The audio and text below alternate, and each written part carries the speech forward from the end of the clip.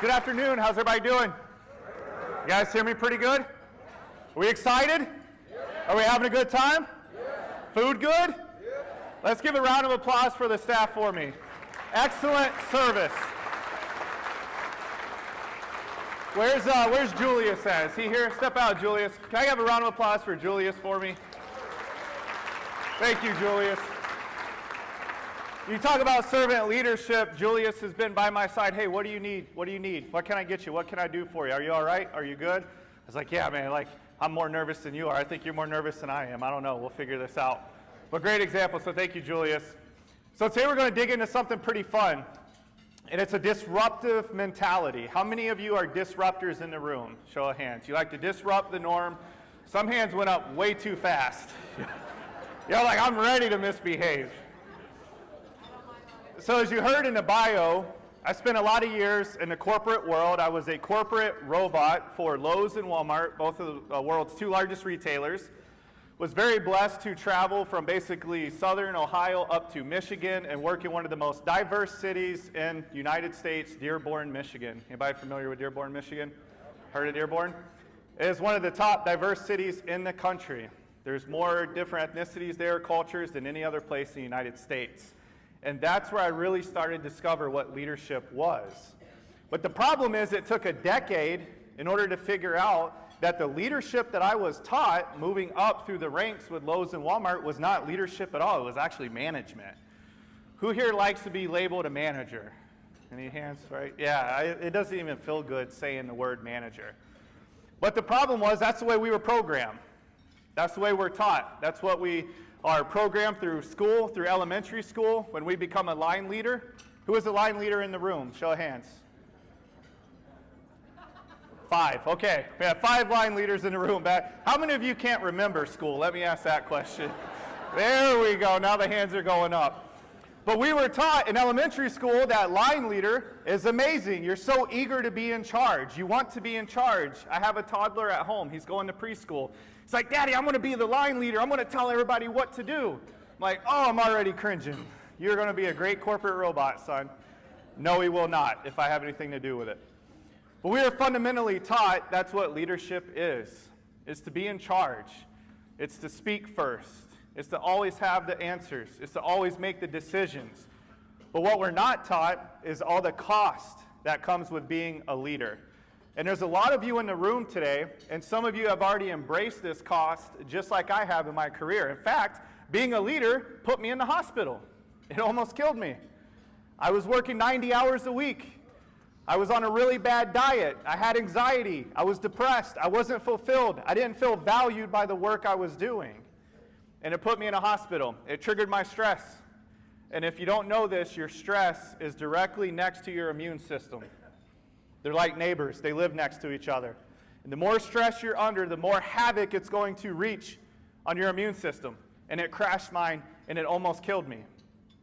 So when I give these talks, you'll see that I'm very passionate about leadership, because while I was in the hospital, I learned something, that management is what almost killed me, but leadership saved my life.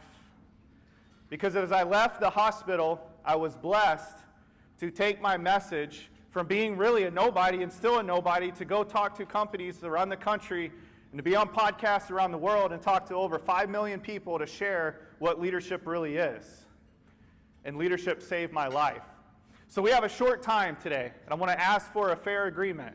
A fair agreement is that I want you to walk away with one thing today, just one thing that makes you better. Is that a fair agreement? So that means we have to have an open mind. That means we have to listen. We have to be intentional where our energy is. And that's my goal for us in our short 40 minutes together, is can you walk away with one thing to make somebody else better, to make the person next to you better, to make your club better, to make the community you're serving better. That's it. So give the person next to you a high five for me. Tell them I love you. I'm glad you're here. Beautiful. I'll tell you, we did that one time, and the group was so uncoordinated. It was like elbows. It was bad. All right, thank you all for doing that. But that's what we have to do. That's the first step of leadership, is we have to focus on the person next to us. We got to love them. I say lead with love. And typically the HRs in the room start getting pretty upset with me, like, no, Dustin, keep that out. We don't love our coworkers.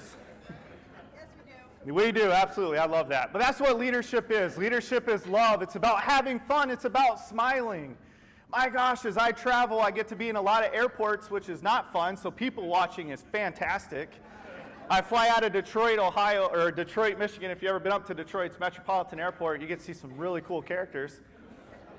But I watch all these robots in suits just walking around on their phone, bumping into people. You can tell they're angry. You can tell work controls their life, and they're just being lifeless. It's an empty suit. It doesn't work. They're walking around. I can tell their soul is being sucked out of them by that text messaging they're answering or that email that they're reading. And I see it over and over and over, and I just think, I wonder what would happen if I walked up and I smiled at them. They'd probably punch me. I don't know. But you never know the power of a smile and the power of love and leadership and what it can bring to you. And that's why this is called the servant leader. That's why the message is servant leadership. Because as I found traveling, servant leadership is still misunderstood. And I've worked with some very big companies who are extremely successful. And I'm talking to the CEO. I'm like, hey, tell me about the servant leadership culture that you have. Yeah, we have metrics. We have checklists. We have policies and procedures. We got binders on binders. And he's proud. I'm like, okay, cool. But what about talking to your people? Well, why would we do that? Man, how did you get here? You must be a really good golfer. That's probably it. Yeah, it's a few boos. That's okay. We'll get through this together. But that's the problem. We think leadership is being really good at tasking. And because you're the fastest window washer, then you get promoted to lead all the window washers. But we don't stop to check in to make sure that you have a human component to leadership. I'm going to use the word emotional intelligence a lot today. Leadership is shifting to emotional intelligence. These companies I'm working with, they're basically asking, Dustin, how do we grade somebody on an emotional intelligence metric? How do we do that? As I talk with clubs, hey, we have a bunch of smart people, but we seem to get nothing done. We got a lot of smart people. And so I always like to ask the question, where's the human factor? Have you equated the human experience into what you do? The human factor is the number one thing that you can capitalize on in your clubs. And so what do I mean by the human factor? It's diversity, equity, inclusion, and belonging. B, belonging. I've been in a lot of different companies where they had great cultures. But as I talked with the employees, the thing I heard over and over, I love it here, but I still don't feel like I belong here. Like, wow, you love it here, but you don't feel like you belong here. So can you actually love it if you don't feel like you belong? How many of you grew up with a rough childhood? Show of hands. I grew up in a really bad childhood. I never felt like I belonged. I always felt like the outsider, the outcast. I always felt like I was lost. That probably leads to why I have 10 tattoos. Just kept getting one tattoo after another trying to fit in. But my entire life, I was searching for feeling like I belonged to a group, to a community, to a Rotary organization. And then I found that as I became a Rotarian. I'm from Toledo, Ohio. I'm part of a Toledo smaller club up there, Reynolds Corner Rotary. Woo, there we go. T-Town? All right, we're good. All right. So as you start to get into Rotary, you almost feel like the belonging starts to happen. Would you all agree? But I will tell you, sometimes belonging doesn't happen in all clubs, and we have to realize that. One of the problems with leadership is that sometimes we stop growing and we stop learning. We put a cap on ourselves. We're successful. We're doing well. We're, a phenomenal club. We do all these great things. But we never stop and say, how do we get better? How do we progress? How do we move forward? How do we become attractive? How do we get people to want to join Rotary? And it takes me back to why I talk about servant leadership. It's the human factor. This is what leadership looks like a lot of times. I want you guys to take a look at the picture. How many of you have ever felt this way before? Like you are searching and searching and searching, and you look inside of you, but you don't see what you want to see. You know it's there. Each and every one of you have one thing inside of you that is so powerful and so great, that if you doubled down on exposing it, your life would change forever. All of you possess that in this room today. But the problem is, this is how we spend most of our life as leaders. See, I want this talk, you got to understand this, I want this talk to not just be about Rotary. My goal is to really impact and get into your life today. This is far more than Rotary, because we're dealing with people in what we do. And people are not a process. It's not a project. It's not a program. It's not a metric. It's a human soul we're talking about. It's impacting them for the better. And think about all the souls that we touch as Rotarians and all the initiatives we take. And thank God we take them, because there's a lot of people who count on us. But as we're being successful on the outside, a lot of times this picture starts to happen. We internally are searching for ourselves. This was me for 10 years. As a leader, I was begging to find something. Like, what is my leadership style? Am I an authority leader? Am I a micromanager? Am I a servant leader? Am I a situational leader? I could stand up here and name you the 82 different references to leadership. Did you guys know that? There's over 80 different references to leadership and how to lead. So which one do you choose? The one that fits you best? The one you try on, like, oh, this feels good on Monday. I'm going to try a different one on tomorrow. And then we get inconsistent. And when we become inconsistent, we end up just like this picture. We're searching. We're spending our lives trying to find ourselves. Here's the beautiful part of Rotary. We can help people find themselves. Think about that. There's going to be young individuals that are going to come to your club, young entrepreneurs who are looking at you thinking, how did you get so successful? Like, I can't even dream of what a 7-figure contract looks like, what 6 figures look like in a salary. I'm starting out fresh out of college making a couple grand a year. And I'm sitting next to you who has 401ks and stocks and trust funds. And they're too intimidated to talk to you because they disqualified themselves walking in, because they felt, maybe I don't belong here. Maybe I'm not as successful as I think I am. And that's where we have the opportunity to change their lives in a Rotary Club.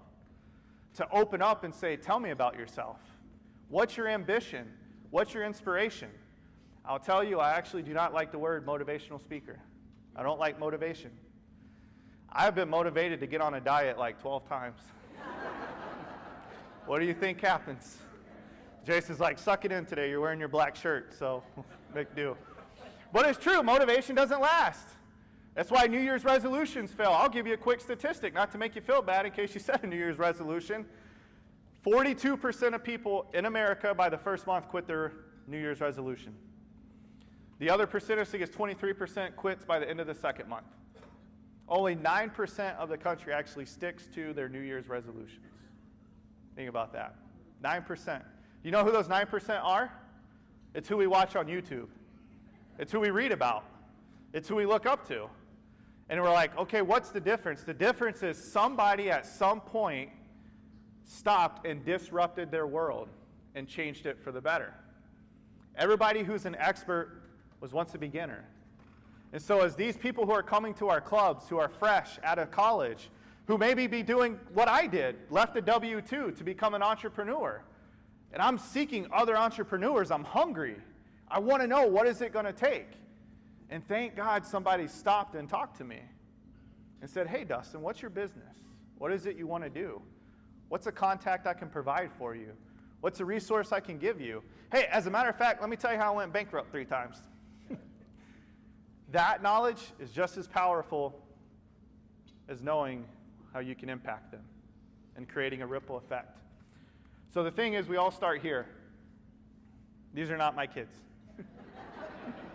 I have to make that interjection. My wife won't let me put my kids up too much. She's like, you're not going to glamorize them. So, okay, I got it. But all of you sitting in this room, we're here. Some of you a little bit longer than others. But this is where we all start. This is where leadership starts, is with our youth as kids. That's why I love programs that get into elementary schools. That's why I love talking to elementary kids. They're my favorite group to talk to. You know why? Because they listen. You all are great listeners, don't worry. Well, sometimes as I talk to adults, I get the, yeah, that's cool, Dustin. Yeah, we're pretty successful. We don't need to pivot. No, we're good. We're doing what we need to do. And I love a kid because they're like, Mr. D, like, you get to talk for a living? Like, I talk all the time, and my teacher tells me stop talking. I'm like, you better never tell that kid to stop talking again. That kid's going to be a speaker. But what do we do to kids in school? If you do talk too much, what do we say? Shh, quiet down. Now, obviously, if it's disruptive, there's a difference. But we crush dreams as kids grow up. We do.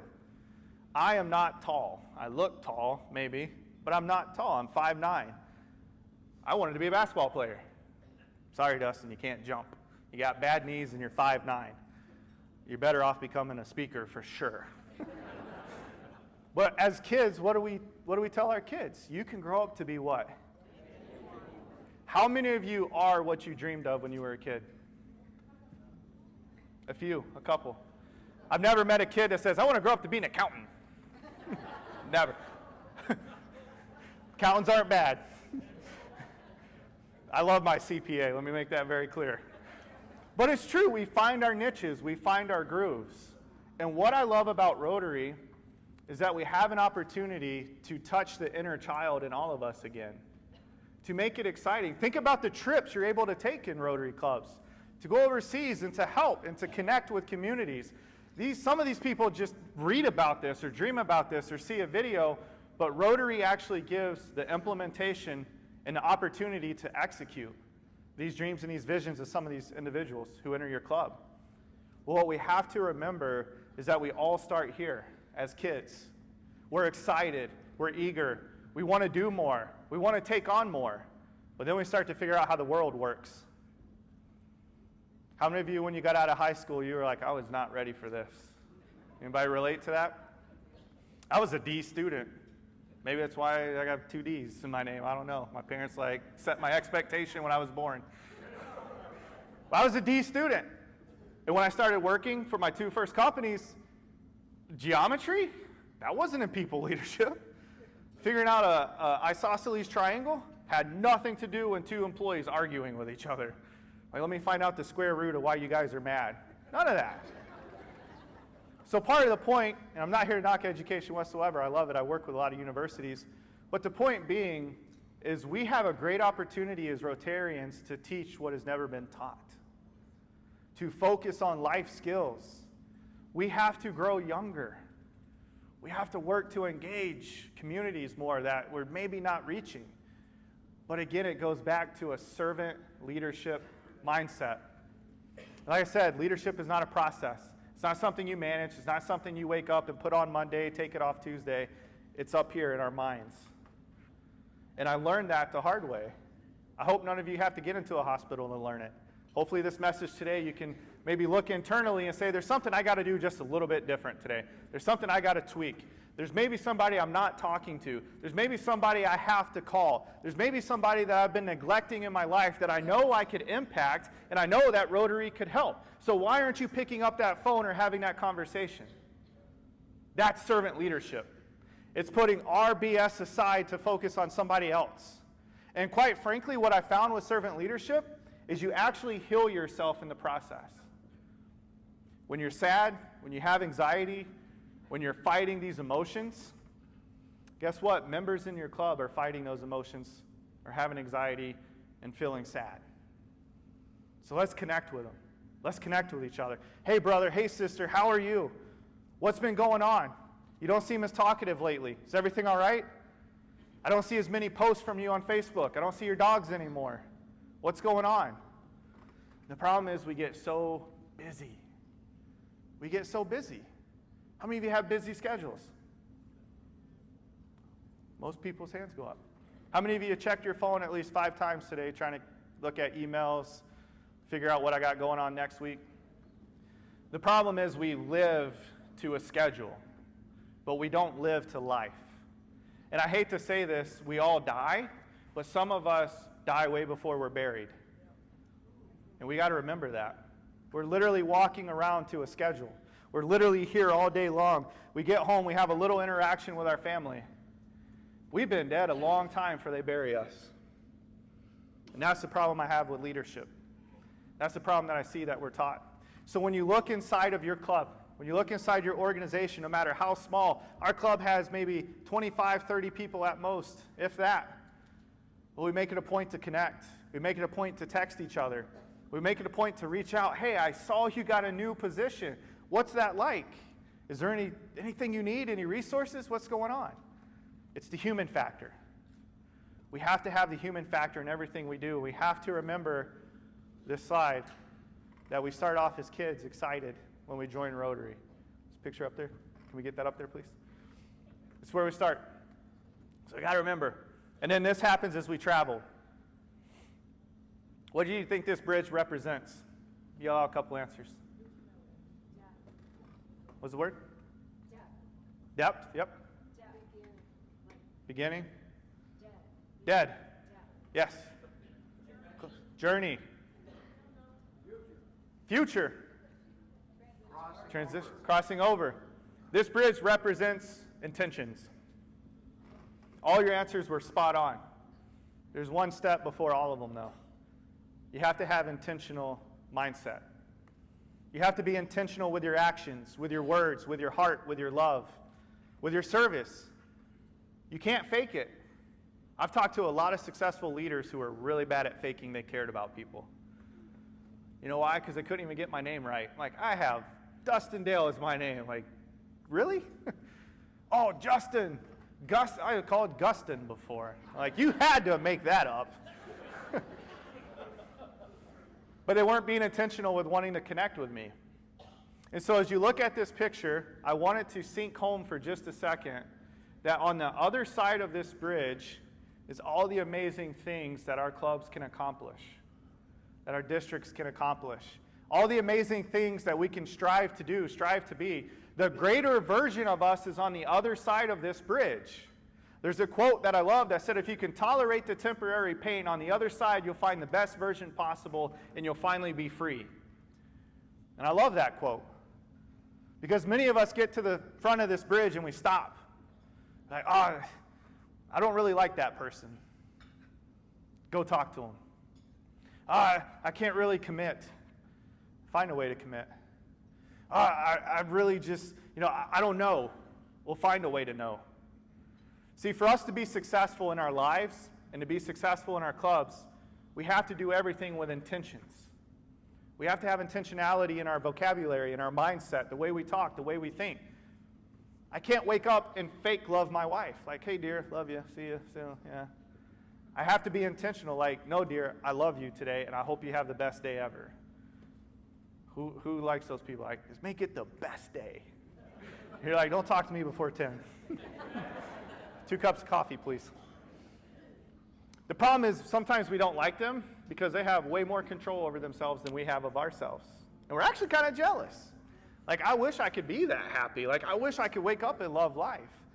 Well, guess what? You can, if you choose to be intentional. And that's what this picture represents, is being intentional. Everything that's over the bridge, so it's imaginary, you can't see it, but everything that's not there, just picture what you want to do. Picture what your club wants to achieve. It's at the peak. And the climb is the pain. It's temporary pain. It's difficult. Community service takes time.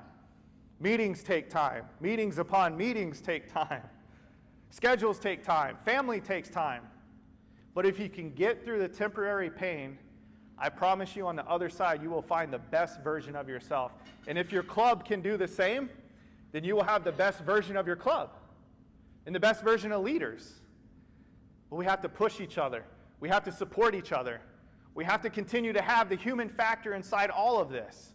What do you need? What resource can I provide to you? How can I love you more? Think about that. There's some people in your clubs that their parents never told them they loved them, ever. But we forget all that. We look at somebody who's successful, and they might be in a suit, might have this nice fancy title, really nice Mercedes-Benz, whatever the car is, and we look, and we're like, man, that person's phenomenal. But what we don't see is all the trauma. We don't see all the baggage. We don't see all the fighting. We don't see all the time that they took away from their family to be successful. And some of that might be eating them up inside. But we put on a really good mask. and we smile. Say, yeah, I'm fine. Whenever I hear somebody say, I'm fine, no, you're not. Let's talk. What's wrong?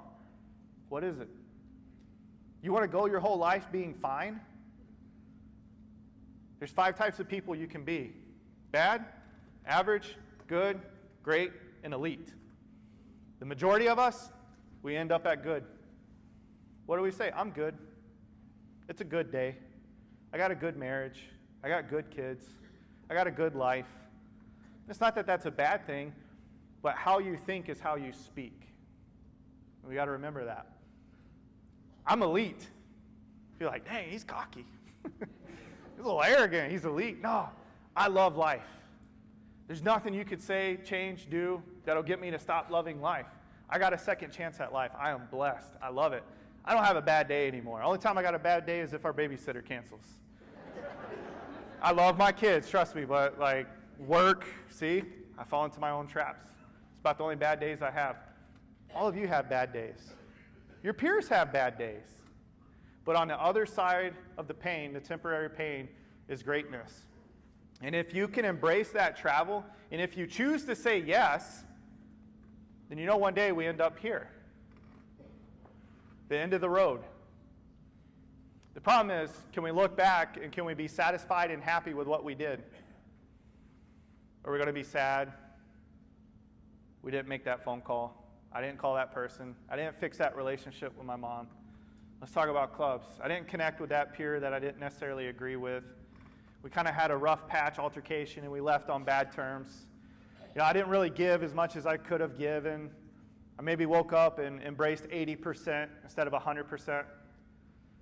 All of those things in which I just talked about as the climb over the bridge, you will start to remember as your time gets closer.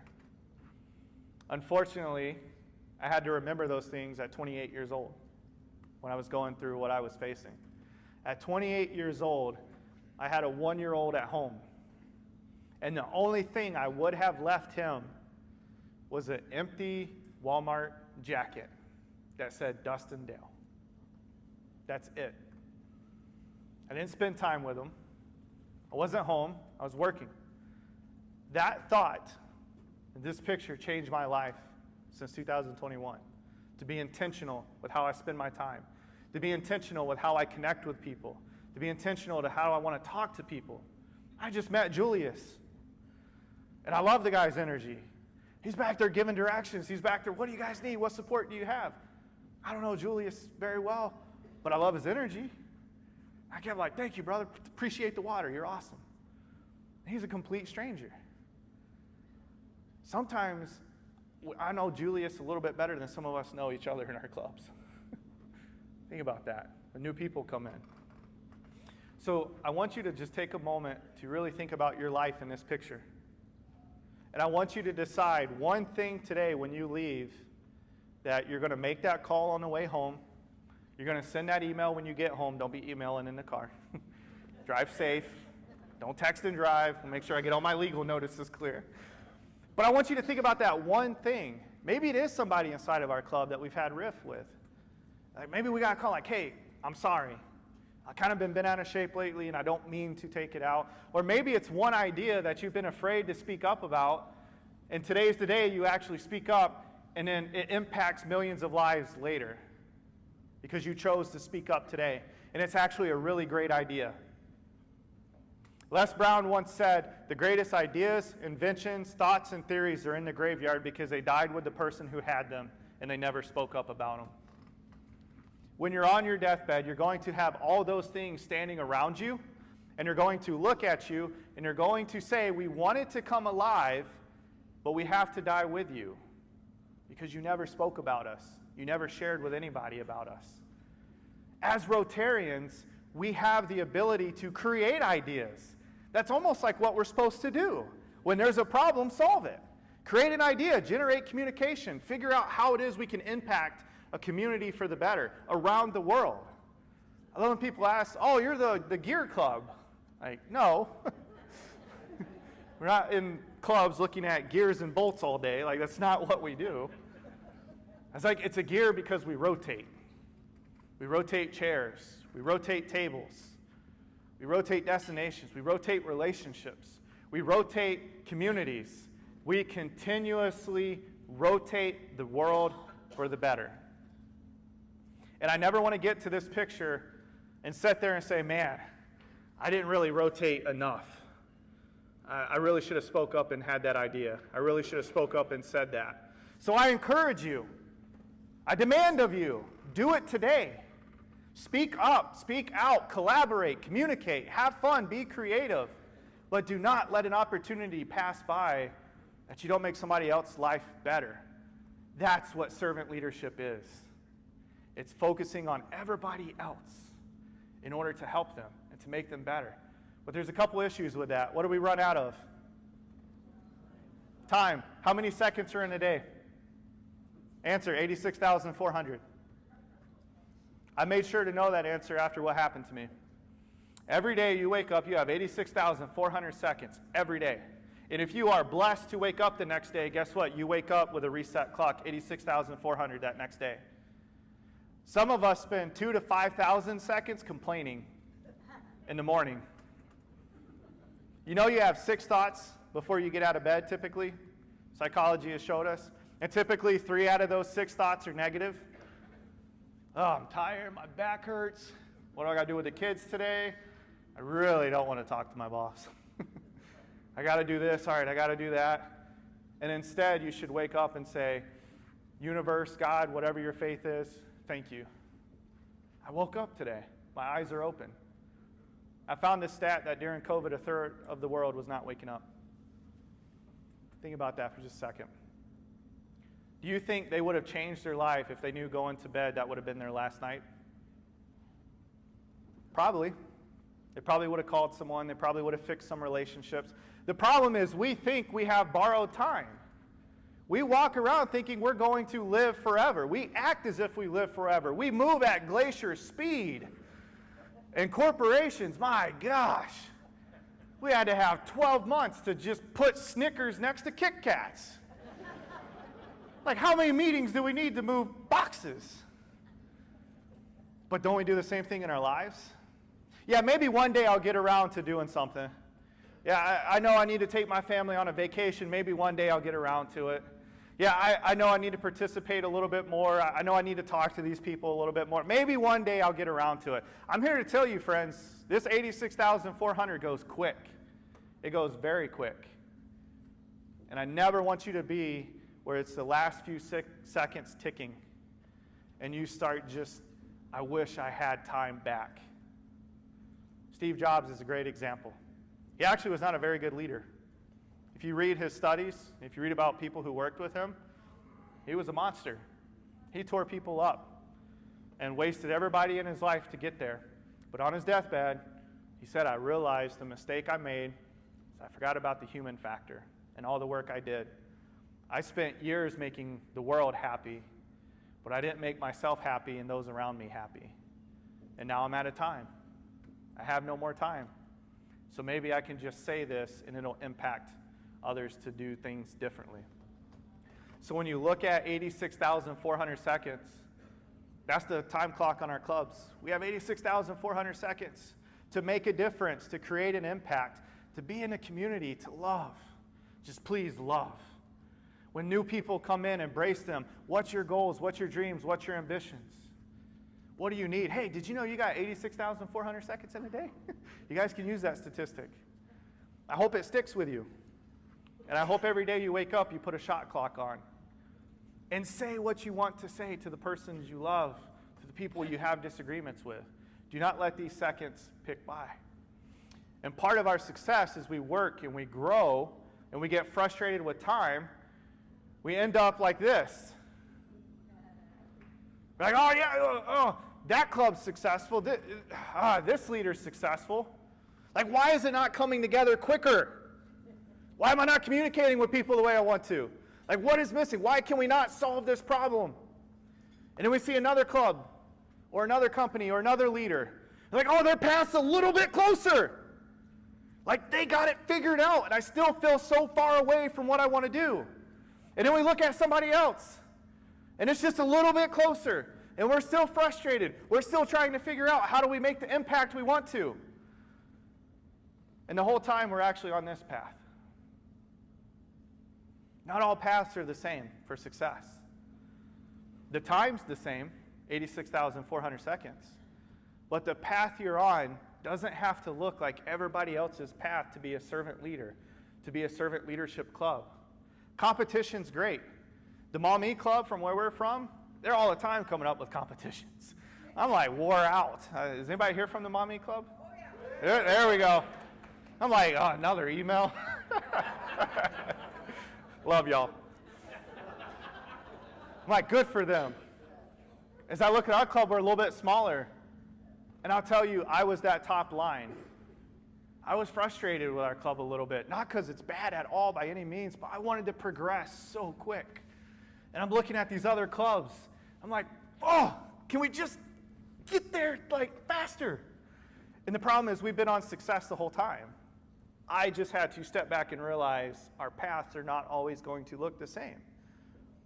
But that's where collaboration comes in. That's where communication happens. That's where reaching out to another club, say, you guys are kicking butt at this stuff. What are you doing? Tell us. Share with us. Let us know your secrets. You clearly got it figured out. Help us. And if we can continue to inspire that thought process, as people enter into our clubs, we have to be honest with them and tell them, hey, we may not move as quick as you want, but I promise we'll get there. We're trying to move quicker. But in fact, you could help us be part of the solution.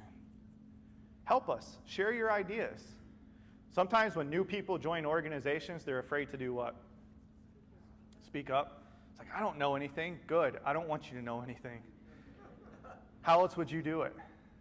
Steve Jobs once said, you want to get the job done, find the laziest person and hire them to do it. To get it done quick. Might not be efficient, but to get it done quick. So the point being on this slide is whatever path you're on to leadership with your club, continue to walk together, hand in hand, loving each other to get there. And the goal is to continuously improve, continuously have that servant leadership mindset. And I promise you will get to your destination. But what's often forgotten along the way is we have to have a vision in how we lead. If I could ask you, describe yourself in 15 seconds or less, could you? Who are you in 15 seconds or less? Most of you would start to describe your work right off the bat. I'm a senior vice president of Snickers packaging. I'm senior vice president of PNC Bank. I'm Key Bank, wherever. Senior vice president of Walmart operations. You would start to rattle off your work instead of you. Guess what, folks? I did that. Now when you ask me, who are you, Dustin? I'm a father. I'm a man of faith. I'm a lover of life. And I try to be a good husband. Great husband. See, I caught myself. Try to be a great husband. Problem is, all of that creates a vision. It takes a vision to be successful. And so your vision guides your behaviors. When I look at leaders, or I look at clubs, or I look at humans in general, and I see them wandering around, they don't have a vision. They're wandering around without a compass. And I see their behaviors. Oh yeah, hi, how are you? Like, can we look eye to eye for just more than a quick second, right? So you start to see people and their behaviors. So think about your behaviors and how are they impacting. And your behaviors develop your character. It's a funnel. It's a cycle. You have a vision. Your vision drives your behaviors. Your behavior drives your character. What's that last word on the end of the sentence? Reputation. You guys can't see it, but I have a washer on my wrist with the word that is stamped reputation. And it was actually done by Jason, who I'll introduce in a second. But I did this on purpose because I wanted to realize and understand just exactly what reputation was for me as a leader, as a community leader. And guess what? You can't take your reputation off. So this bracelet stays on 24/7 in everything I do as a reminder. You cannot take your reputation off. People will see the real you quickly. And as leaders, as clubs, what's our reputation? Are we known as the club that when you come in, it's not super friendly? Or are we known as the club when you come in, you can't get out without, being 30 minutes late because everybody wants to talk to you? You come in, it's like, hi, how are you? What do you do? What do you need? That's reputation. But your reputation is driven by the club's behaviors, by the leaders in the club, their behaviors. So sometimes in my old life, I had leaders who wouldn't listen. You give a suggestion, they're like, nah, we're good. You give feedback, no, we don't have that issue. Well, it's not our fault, it's them, or it's the way it's always been. We've always done it this way. Our club has never transitioned away from this. This is how it is. This is our rules. Disrupt all of that. Because I promise you there's somebody standing outside of that club waiting on you to disrupt it so they can come in and feel like they belong to make a difference. But sometimes we get so stuck in our policies and procedures that we lose people along the way. And we forget the human factor. And your reputation decides your legacy. And it goes back to that picture of the old man and the old woman. That's your legacy, folks. It's your club's legacy. I wish all of us could carry on forever, but we're not going to. But your impact today will leave a legacy for tomorrow for those who join your clubs. But it starts with you in these chairs. Think about how blessed we are today to be here on a Saturday, beautiful weather, enjoying company, smiling, having fun. Like, think how lucky we are. You talk about a great opportunity. We could drive here. We could get in a car. We could put gas in our car. Some of y'all carpooled. We have a friend who's willing to drive us. We have the luxury of doing these things. But do we take them for granted sometimes? And then we take our legacy for granted. All right, so I got a couple minutes left. I'll get hyped. I'll start going on forever. Y'all got stuff to do. I want to get out of your hair. But I want to ask you this question is, what is your ripple going to be in your life? What is your ripple going to be? I'm going to tell you one vulnerable moment. I grew up dyslexic, still am dyslexic, and I had a speech impediment and a stuttering issue as a kid. And I had a teacher look at me in 3rd grade and said, Dustin, you're dumb. And I never forgot it. This education was back in the 90s. It was a different world. Different world back then than now. Like, we're going to put you in special reading classes, and if you can read a sentence without stuttering, without having an issue, without getting your words mixed up, we're going to give you a Cheez-It. That's probably why I love Cheez-Its. Jason will tell you I love Cheez-Its. But you talk about degrading. You talk about feeling like an outcast. What I didn't realize is that single moment would drive me to work on my speech, would drive me to become a speaker that has reached over 5 million people because of that one ripple. I just wish that stone would have been a positive stone. And that teacher look at me and say, you know what, Dustin, this is tough right now, but you can go on to do something great. So sometimes greatness does come from negativity, but more importantly, even greater greatness comes from positivity. So what pebble are you holding in your hand that if you dropped it today would create a ripple effect of greatness? What is your club's ripple effect? What great thing are you guys waiting to drop, but you keep holding it? And the problem is we want to see the instant gratification. We want to see the instant reward. We want to do something, write the check, do the service, whatever, and we want to see that impact right now because it makes us feel good. I get it. But that's not what this is all about. Servant leadership is I'm going to do it and then walk away from it, and I'm going to let it impact who it needs to impact. When you realize you can't control everything you think you can control, your life gets easy. Your days get a lot easier for you. So I'm going to challenge you. What is your club's ripple effect? Are you guys acting as servant leaders? Are you embracing that mindset? Are you loving life? Is everybody in a club in love with each other to be here as friends and sometimes family? So I want you to be well, I want you to live well, and I want you to lead well. Thank you.